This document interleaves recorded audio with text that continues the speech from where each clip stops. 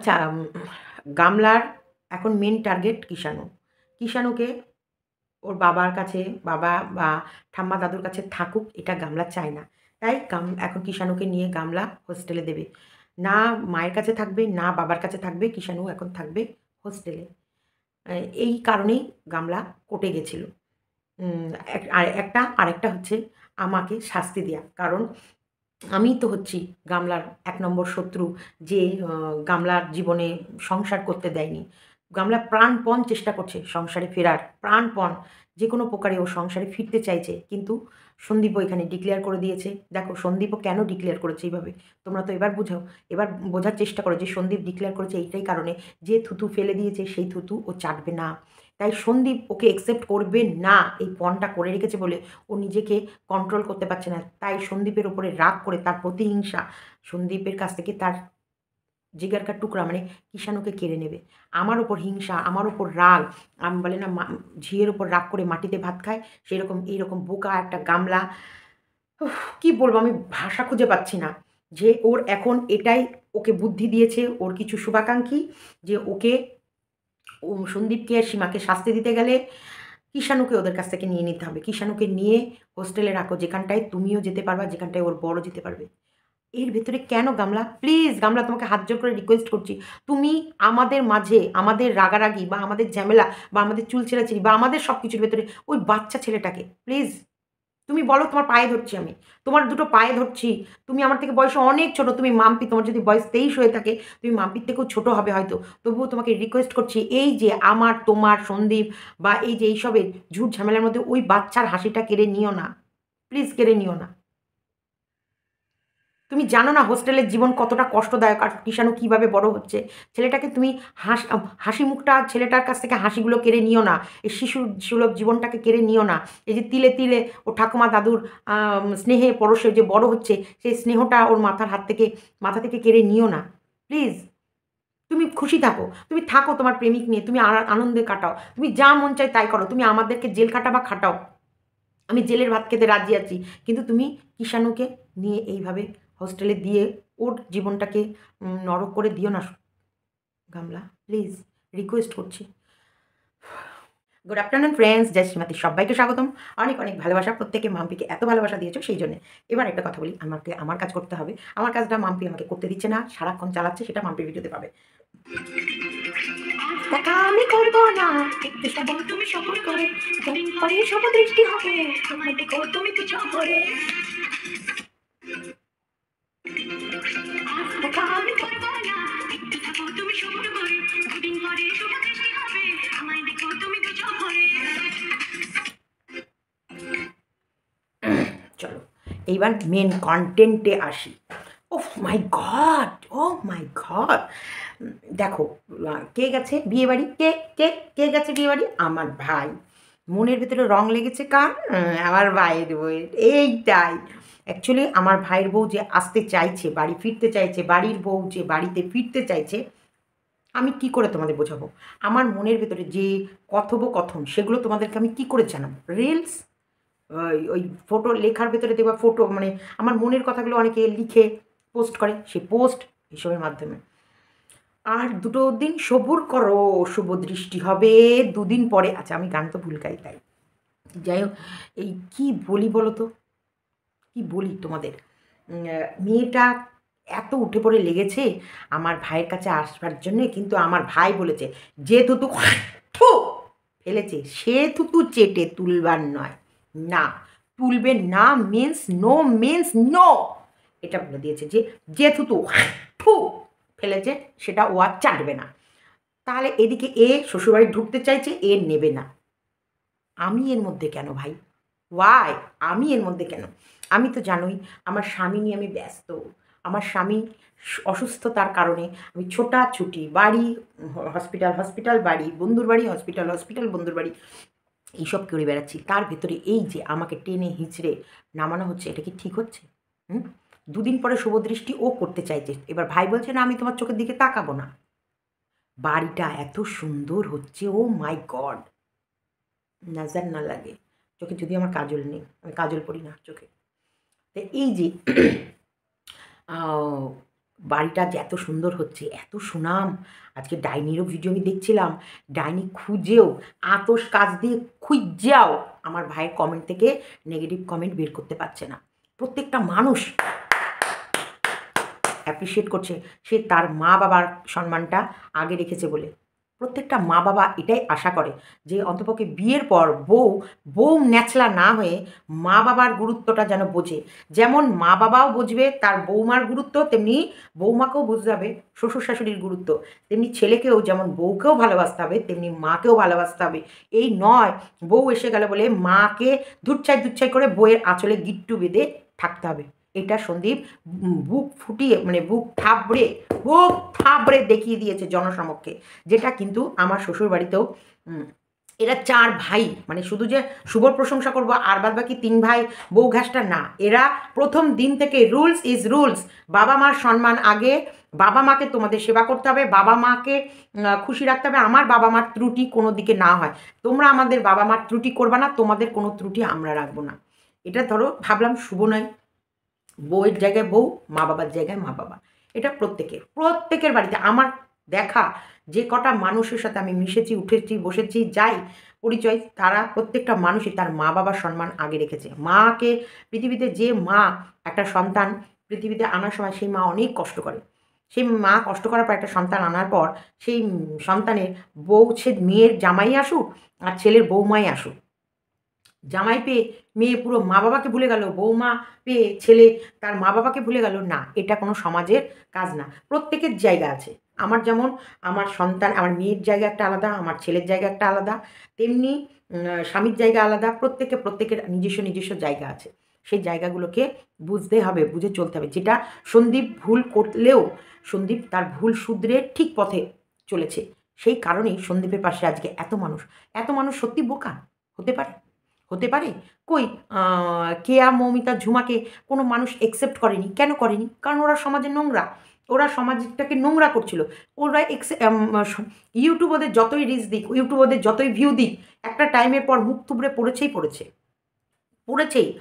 ইউটিউবে তুমি ভিডিও করলে তুমি যদি ভালো দেখাও বা মন্দ, একটা টাইম ইউটিউবের রিচে তুমি হাই করে ভিউ পাবে, সাবস্ক্রাইব পাবে, কিন্তু সেই ভিউ আর সাবস্ক্রাইব ধরে রাখতে গেলে তোমাদেরকে একটা ভালো কিছু প্রেজেন্ট করতে হবে, যে আকর্ষণে তোমার ভিডিও যেন প্রতিদিন সে ক্লিক করে এবং সে যেন মজা পায়, আনন্দ পায়, আর পজিটিভ কোনো এনার্জি পায়, বা তোমাকে দেখে কিছু শেখে।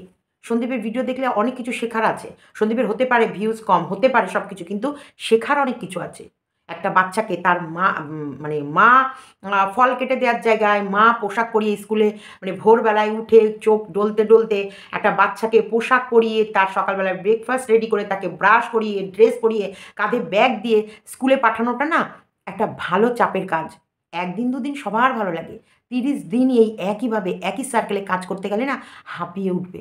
এটা কোথাও লেখা নেই বইয়ে এই কাজটা মায়েদেরই কাজ বা এই কাজটা বাবাদেরই কাজ, এটা কোথাও লেখা নেই। তেমনি এটাও লেখা নেই এই রোজগারটা শুধু পুরুষ করে এনেই বউদের খাওয়াবে, আর বউরা রোজগার করলে সেই পয়সায় পুরুষ খেতে পারবে না, এটাও কোথাও লেখা নেই। নারী পুরুষ সমান আছে, যে তার অনেক প্রমাণ। তো এটা যদি আমরা নারী পুরুষ সমান ভাবি, তাহলে একটা ছেলে যদি তার বাচ্চাকে স্কুলে রেডি করে স্কুলে পাঠায়, তাহলে একটা বউ রোজগার করে আনা পয়সা তার স্বামী খেতে পারবে না কেন? তুমি একটা জায়গায় তুমি নিজেকে নারী বলে অসহায় প্রেজেন্ট করছো, আবার একটা জায়গায় তুমি নারী বলে আমরা নারী, আমরাই সব কিছু পারি সেটা প্রেজেন্ট করছো, আবার একটা সময় বলছো কেন নারী বলে কি আমরা সবার পায়ের তলায় থাকবো কেন নাকি, এটাও প্রেজেন্ট করছো। আরে একটা জায়গায় তো স্থির থাকো। তুমি কোন স্বাধীনতাটা চাও? তুমি পুরুষের মতন পুরুষ হয়ে বাইরে লড়াই করতে চাও? এখন মহিলারাও ফুচকা আলি। আমি সেদিনকে গাড়ি করেই যাচ্ছিলাম, এখন মহিলারা ট্রলি চালায়, ট্রলি ওই যে ভটভট করে ওই ভ্যান রিক্সাগুলো মহিলারা চালায়, টোটো মহিলারা চালায়, ট্রলি মহিলারা চালায়, শাড়ি পরে, রীতিমতো শাড়ি পরে। আমি না সবসময় তো আমরা ক্যামেরা এমপ্রো অন করে থাকি না, তবে আমাদের এদিকে আছে, আমি তোমাদেরকে কোনো না কোনো চোখে পড়লে দেখাবো। মহিলা এখন ফুচকা বেচে, রাস্তার ধারে টোং লাগিয়ে মহিলা ফুচকা বিক্রি করছে সুন্দরভাবে। এবং তাহলে কোনো দিকে মেয়েরা যখন পিছিয়ে নেই, তাহলে এই তার ইনকাম যখন স্বামী খায়, সেই দিকে কেন এত নিজেকে ইয়ে করে? স্বামী যদি মহিলা বাইরে বেরিয়ে বাইরের হাল ধরে, স্বামীকে তাহলে বাড়ির হাল ধরতে হবে। স্বামী যদি বাইরের হাল ধরে, তাহলে বউকে বাড়ির হাল ধরতে হবে। আর এই দুজনে কি, একজনকে তো হাল ধরতে হবে আর একজনকে হাল টেনে নিয়ে যেতে হবে, যে কোনো তো একটা করতে হবে। তাই না? একজনকে সংসারটাকে ধরে সংসারের ভেতরে যে কাজগুলো সেটা করতে হবে, একজনকে বাইরে সামলাতে হবে। দুটো একটা মানুষ এখন সন্দীপকে দিয়ে যাও বাজার করে নিয়ে আসো, যাও হাট করে নিয়ে আসো, যাও টাকা কী করে রোজগার করবো আমি জানি না, আমাকে খাওয়ানো ভরণ পোষণের দায়িত্ব তোমার, সব তুমি করো। তাহলে যখন ভরণ পোষণের দায়িত্ব সন্দীপ নেবে, তাহলে সংসারের দায়িত্বটা তাকে নিতে হবে। বাহ! তার ভরণ পোষণের দায়িত্ব সন্দীপ নিয়েছে, কিন্তু তাকে যদি বলা হয় সংসারের এই তাহলে হাঁড়ি কড়াইটা মেজে দুটো ভাত ডাল বসাও, এই তো বিয়ে করে এনে বউকে কাজের লোক হিসেবে ব্যবহার করছে, বাসন মাজাচ্ছে, ঘর মোছাচ্ছে, রান্না করাচ্ছে। আরে বাপরে বাপ! কোনটা? তুমি তোমার পোষায়নি সন্দীপ, তোমাকে কোনো দিকে সুখী করাতে পারিনি। তোমার মনে হয়েছে যে এই বাড়িতে তুমি নির্যাতিত হচ্ছিলে।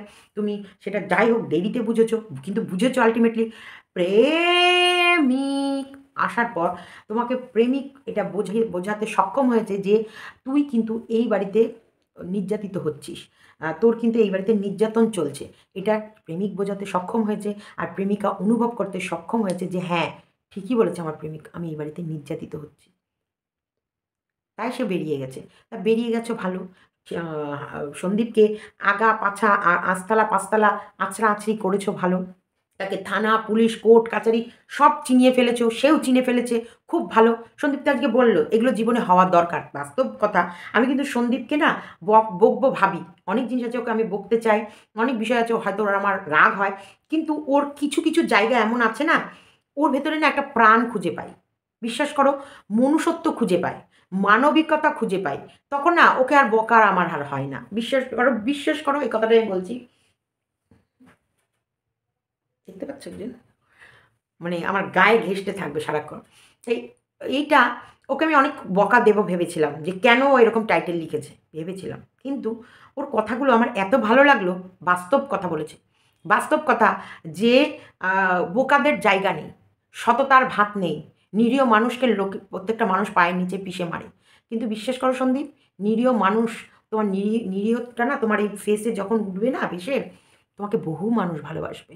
এই নিরীহ মানুষের অভাব, এই বোকা মানুষের পৃথিবীতে অভাব। চালাক, অতি চালাক, চালাক থেকে চালাক। সে হয়তো ভাবছে আমি চালাকি করে বিশাল বড়, বড় তীর মেরে নিচ্ছি, মহৎ ভালো, ভালো কাজ করেছি। সেগুলো বেশি দিন যায় না। কিন্তু এই যে ভোলাভালা ফেস আর এই যে ভোলাভালা তুমি যে সাধারণ মানুষের মতো থাকো, তোমার ভাত হয়তো তুমি বিরিয়ানি, মটন বিরিয়ানি বা চিকেন চাপ খেতে পারবে না। কিন্তু তুমি ঘরোয়া মুরগির মাংসের ঝোল ভাত ১২ মাস খেতে পারবা। আলু সেদ্ধ ডাল ভাতের অভাব কোনো দিন হবে না। তুমি ডিসাইড করবে কোনটা তোমার দরকার। 5 স্টার হোটেলে বা একটা বড় রেস্টুরেন্টে গিয়ে মাটন বিরিয়ানি বা মাটন বিরিয়ানি, হান্ডি বিরিয়ানি খাবা আর চিকেন চাপ খাবা, না বাড়িতে ওই মুরগির মাংসের ঝোল ভাত আর মাঝে, মাঝে মুখে অরুচি হলে ডাল আর আলু সেদ্ধ পেঁয়াজ, কাঁচা লঙ্কা দিয়ে মেখে আর মুসুরির পাতলা, পাতলা ডাল, কোনটা খাবা? এটা ভেবে নিয়ে পা ফেলবা। এগুলো ভেবে নেবে। কারণ নিরীহ মানুষদের যেমন অনেক কিছু মানুষ ঠকায়, সেই নিরীহ মানুষদের বহু মানুষ আগলে রাখে, বহু মানুষ তাদেরকে ভালোবাসে। একদম যে থুতু ফেলবা, পুরুষ হলে সেই থুতু কোনো দিন চাটবে না। আর কাপুরুষ হলে আমি তো আর বললামই না। সেই দিন তোমার থেকে বড় শত্রু আমার লাইফে আর কেউ হবে না। আমি কিন্তু বলে রাখলাম। তখন কিন্তু তোমরা আমায় বলো না যে, "সীমা তুমি এটা কি বলছো? তুমি কি তোমার সন্দীপ ভাইয়ের এগেইনস্টে চলে যাবে?" অবশ্যই যাব। কারণ কাপুরুষদের পাশে কখনো মানুষ লাগে না। কাপুরুষরা যেখানেই যাবে সে ঠিক মাথা নত করে ঠিক নিজেকে অ্যাডজাস্ট করে নিতে পারে। কাপুরুষদের পাশে মানুষ লাগে না। কাপুরুষরা ওরা নিজেদেরকে নিজেরা সবসময় সেফটি ব্যাংকে ঢুকিয়ে রাখতে পারে। মানুষ লাগে অসহায়দের পাশে, মানুষ লাগে নিরীহ মানুষের পাশে, মানুষ লাগে সরল মানুষের পাশে। যারা সরল তাদেরকে ঠকিয়ে নিয়ে যায় আরও ৫ জন। ওই ঠকা থেকে বাঁচানোর জন্যে মানুষ লাগে। এগুলোর জন্য মানুষ লাগে।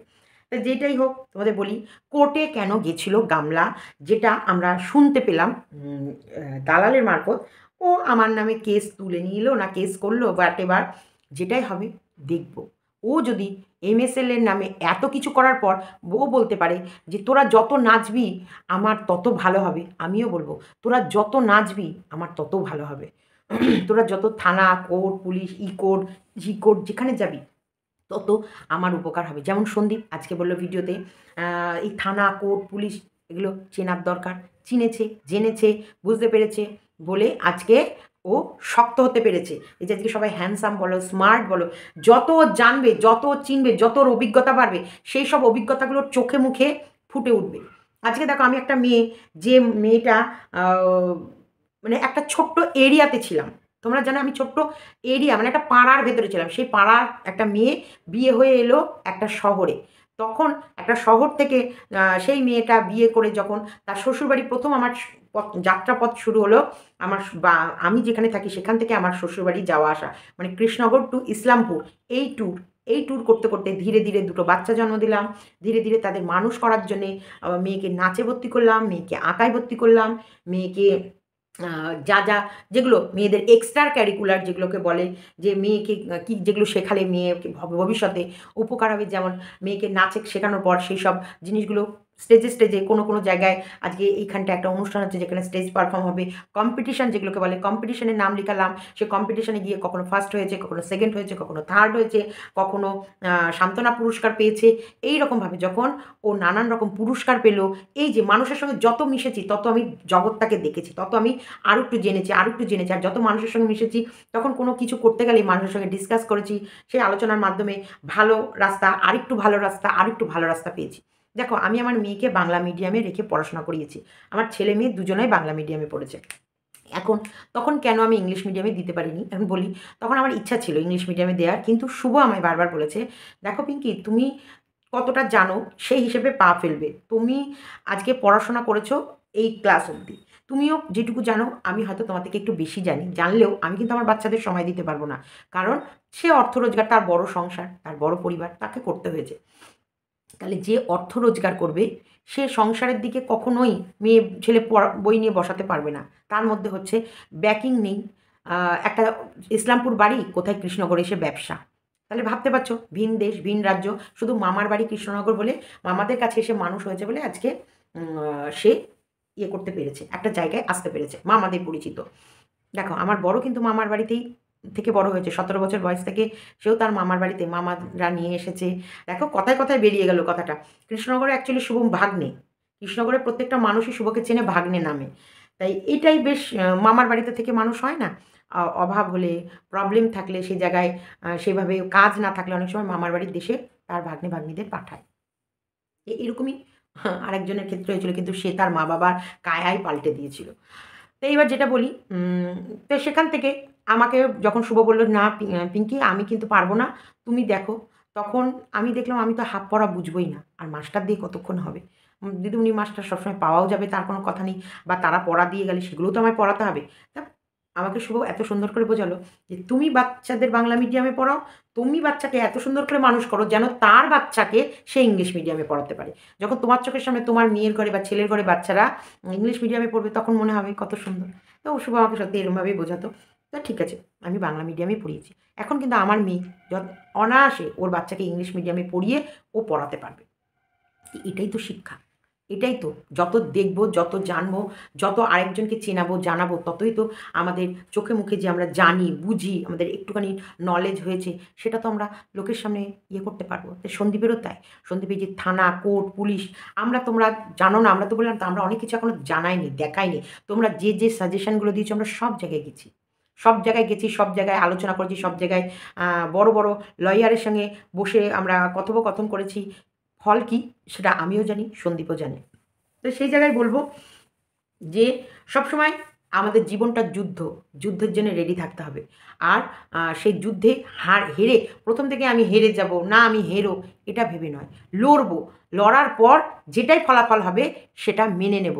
যদি জিতে যাই তাহলে আমরা জয়ী, যদি পরাজয় হয় তাহলে আবার নতুন করে লড়বো। তাই না? এরকমভাবেই আমরা এগিয়ে যাব। তো চলো, একটা কমেন্ট এসেছে, যে কমেন্টটা আমি শুনে অবাক হয়ে গেলাম। এই কমেন্টটা আমি, যদি সন্দীপ আমার ভিডিও দেখে তো ভালো, না দেখে তো আমি সন্দীপকে এই কমেন্টটা অবশ্যই পাঠাবো। যে সন্দীপ এই কমেন্টটা দেখো। কমেন্টটা আমি আমার এখানে না দিয়ে অন্য জায়গায় দিয়ে দিয়েছি। শুনলাম গামলা নাকি ছেলে হোস্টেলে রেখে পড়াশোনা করবে, যেখানে নাকি বাবা মা দুজনেই ছেলের সাথে দেখা করতে পারবে। মানে ভাবতে পারছো? তার মানে এটা যেই লিখুক সে একটা ভিউয়ার্স কিনা সেটাও জানা নেই, বা এ এক গামলারই কেউ যে কথাটা ভেতরে কি কথোপকথন হয়েছে, মানে কোর্টে গিয়ে সেখানে কি কথোপকথন হয়েছে সেটা জানানোর জন্যে ব্যস্ত হয়ে রয়েছে কিনা সেটাও আমার জানা নেই। কারণ এই কমেন্টটা এরকম কিন্তু প্রথম দিকে অনেক কমেন্ট এসছে, যেই কমেন্টগুলো কিন্তু খুব যে ভিত্তিহীন তা নয়।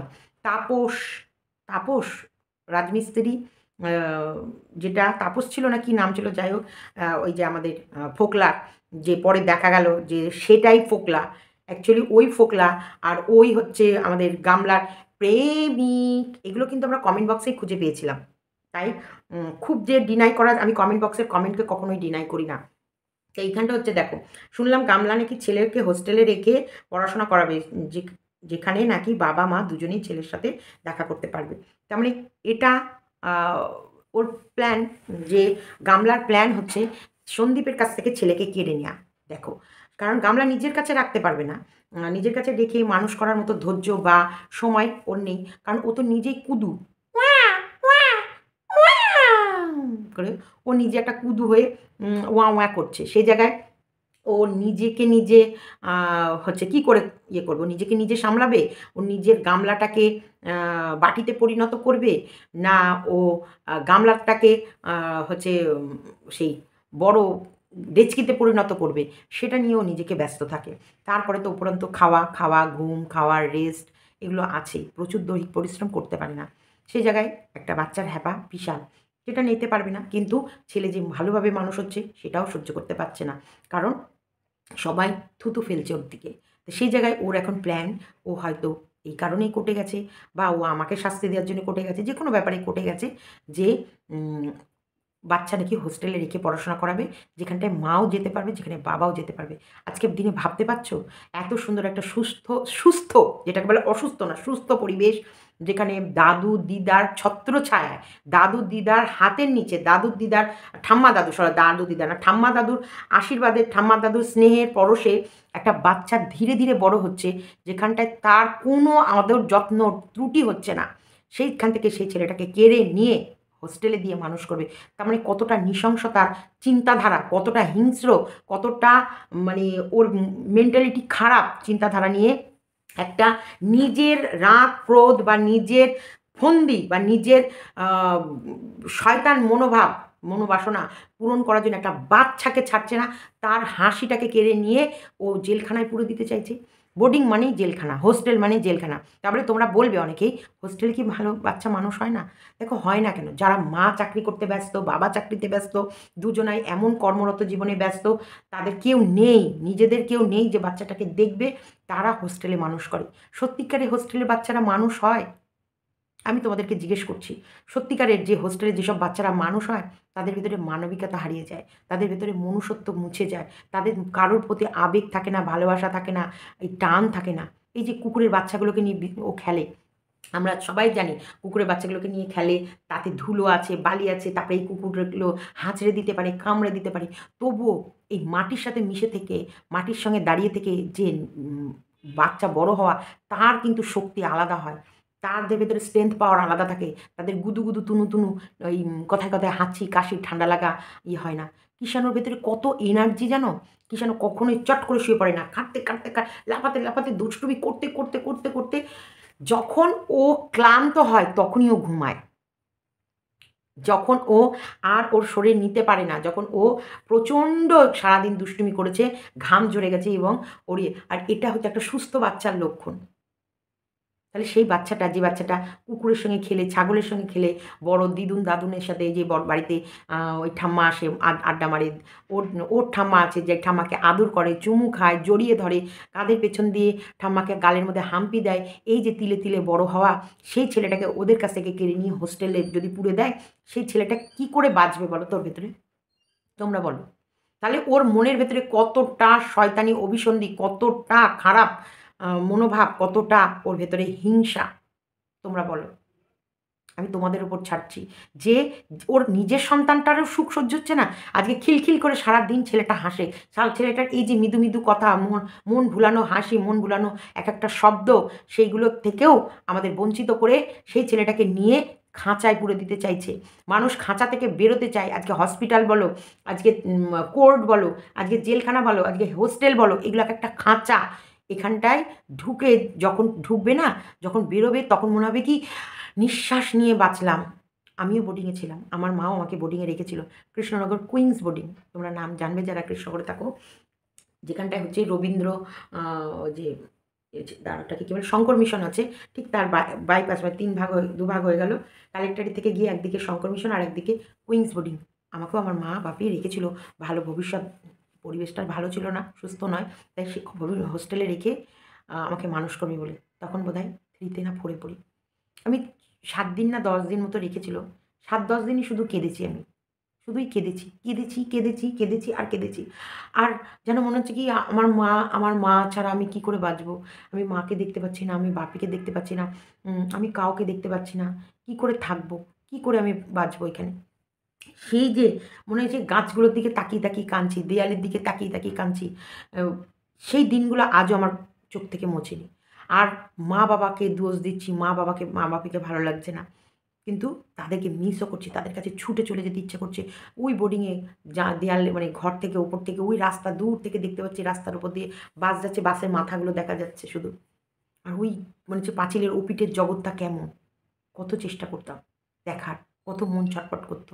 তাহলে এইভাবে ওকে যদি জোর করে ওই বোর্ডিংয়ে ধরো রেখে দেওয়া হলো, ধীরে ধীরে ধীরে ধীরে ও এই মা বাবার প্রতি ওর কী চিন্তাধারা তৈরি হবে, আর ও কতটা একটা হিংস্র ছেলে তৈরি হবে, বা ওর পুরো শিশু জীবনটাকে ওর নষ্ট করে দেওয়া হবে। আর ছেলেটাকে একটা খারাপ ছেলে, ও ধীরে ধীরে খারাপ দিকে কীভাবে ও মিশে যাবে।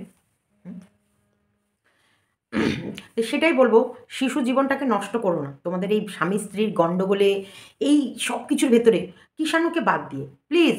এটা আমি হাত জোর করে রিকোয়েস্ট করবো গামলার কাছে, যে যতই হোক আমাদের লড়াই, আমাদের ঝামেলা, এগুলো আমাদের মধ্যে এরকম থাক।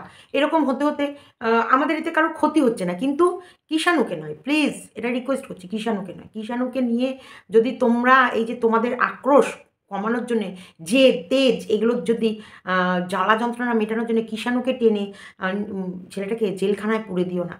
কিষাণুর এই হাসিটা, এই সবসময় খিলখিল হাসি, সবসময় মিষ্টি মিষ্টি আদো আদো কথা বলা, এইগুলো ওর কাছ থেকে কেড়ে নিও না, কেড়ে নিও না প্লিজ গামলা।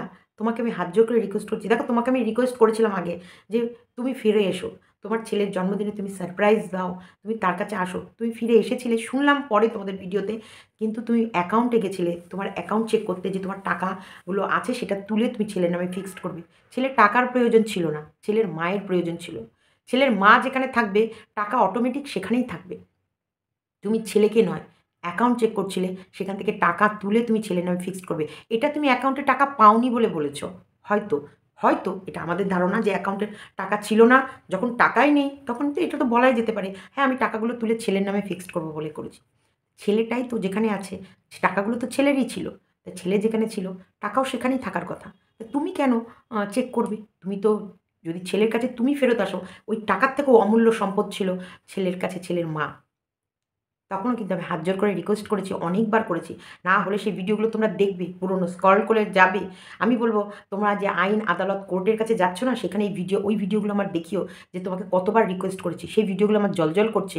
আমি বলব, দাও, আমার নামে কেস করো, আমি তো চাই। এবং আমি বারবার সেখানে গিয়ে আমার ভিডিওগুলো খুলে খুলে দেখাবো জজ সাহেবকে, যে দেখেন এই মেয়েটাকে কতবার আমরা রিকোয়েস্ট করেছি সংসারে ফেরার জন্যে, অথচ মেয়েটা তখন ফেরেনি। বারবার বলেছে যে ওর প্রাণের সংশয় ওই বাড়িতে। যে বাড়িতে প্রাণের সংশয় হয় সেই বাড়িতে কেউ ফিরতে চায়? যে বাড়ির স্বামী সেই সময় ছাদে নিয়ে গিয়ে ওপর থেকে ফেলে দেওয়ার ধমকি দিচ্ছিল, সেই বাড়িতে কোনো বউ ফেরত যাওয়ার কথা ভাবে? যেখানটায় বৌমাকে শাশুড়ি বলছে দে ঝুলি, দে পুরি, হ্যাঁ, ঝুলি পুরির ভেতরে বৌমাকে কালো ওড়না গা থেকে খুলে নিয়ে বুক থেকে টেনে নিয়ে বলছে, আদৌ তো সেই রুমে মা নেই। বলছি নোরা নিয়েছে নিজের আত্মরক্ষা করার জন্যে, পরে জানা গেল নোরা নিয়েছে তালা ভাঙার জন্যে। তাহলে তাকে আমরা তারপরেও এগুলো আমরা জানি না, আমরা তারপরেও তাকে রিকোয়েস্ট করেছি, তুমি ফিরে যাও সংসারে। আমরা রিকোয়েস্ট করেছি, সে বারবার বলেছে না, ওই বাড়িতে গেলে আমার জীবনের সংশয়। তাহলে আমি কোন দিক থেকে ওর সংসারটা নষ্ট করলাম, বা আমি কোন দিক থেকে? আজকে আমার সাথে পারছে না, আজকে সন্দীপের সাথে পারছে না বলে আজকে মোহরা বানাচ্ছে ওই নিরীহ প্রাণটাকে। যে হয়তো কিছুই বোঝে না, কিছুই জানে না, ছেলেটার মুখ থেকে শুধু গাড়ি নিয়ে সাইকেল নিয়ে বেরোলে এটাই জানে সে সীমা পিসির বাড়ি যাচ্ছে। বিয়ে বাড়িতে রেডি হয়েছে, সেখানেও সে জানে সীমা পিসির বাড়ি যাচ্ছে। বলছে সীমা পিসির বাড়ি যাবে না, প্রতিদিন ওর মুখ থেকে সীমা পিসির নামটা সরে না। তা আমার ওপর হিংসা বের করতে গিয়ে আজকে কিষাণুকে হোস্টেলে, এটা ঠিক নয়। এটা কোনো মানবিকতার কাজ নয়, এটা কোনো মানে মনুষ্যত্বের কাজ নয়, এটা অন্যায়। আমি বলবো এটা অন্যায়। তাই এরকম পাপ করো না প্লিজ, এরকম পাপ করো না। গামলা, তোমাকে যদি বলো তোমার হাতে ধরি, তোমার পায়ে ধরি, তুমি বলো জনসমক্ষে যে না তুমি আমার পা ধরে ক্ষমা চাও, আমি চাইবো, আমি চাইবো। অন্তপক্ষে কিষাণুর ভবিষ্যতের জন্য আমি চাইবো তুমি কিষাণুকে এরকম করে সন্দীপ বা সন্দীপের মায়ের কাছ থেকে কেড়ে নিয়ে হোস্টেলে দিয়ে ওর জীবনটাকে নষ্ট করো না, এটা আমি রিকোয়েস্ট করছি। অনেক স্বপ্ন দেখেছি, অনেক কিছু ভেবেছি, সেগুলো তোমার সন্তান, তুমি তোমাকে আমরা অ্যাডভাইস দিতে পারি, বলতে পারি যে ছেলেকে এইটা করাও, ওটা করাও, এইভাবে বড় করো, ওইভাবে বড় করো। কিন্তু আমাদের ওপর হিংসা বা আমাদের ওপর রাগ তুলতে গিয়ে, বলে না ঝিকে শাসন করতে গিয়ে মাটিতে ভাত খেও না গামলা। প্লিজ তুমি আমার ওপর রাগ তুলতে গিয়ে, সন্দীপের ওপর রাগ তুলতে গিয়ে তুমি ছেলেটার ভবিষ্যৎটা নষ্ট করো না, এটাই বলবো। এটুকুই আমার রিকোয়েস্ট, আর কিছু বলার নেই। হোস্টেলের জীবন কষ্টের জীবন, ওই জীবনটা বড় বেদনাদায়ক জীবন, আমি অনুভব করেছি, আমি জানি। তাই মানুষের মতো মানুষ করা বা সেটা আলাদা, কিন্তু প্রতিহিংসায় ছেলেটাকে টেনে নিয়ে গিয়ে তার শিশুকালটা কেড়ে নিয়ে গিয়ে হোস্টেলে জীবনবন্দি করে দেওয়াটা, এটা কিন্তু একেবারে আলাদা। অনেকেই হোস্টেলে দেয়, বাবা মা কর্মরত, প্রচুর ব্যস্ত, কাজের মেয়ে রেখে সেই কাজের মেয়ের ওপর যে বাচ্চাকে ছেড়ে দিয়ে সেও বাচ্চার ওপর হয়তো ইয়ে করে, তাদের হয়তো আত্মীয় স্বজন কম, সেই কারণে লাস্ট অপশান হোস্টেল খুঁজে পায় তারা, যে হোস্টেলে দেয়।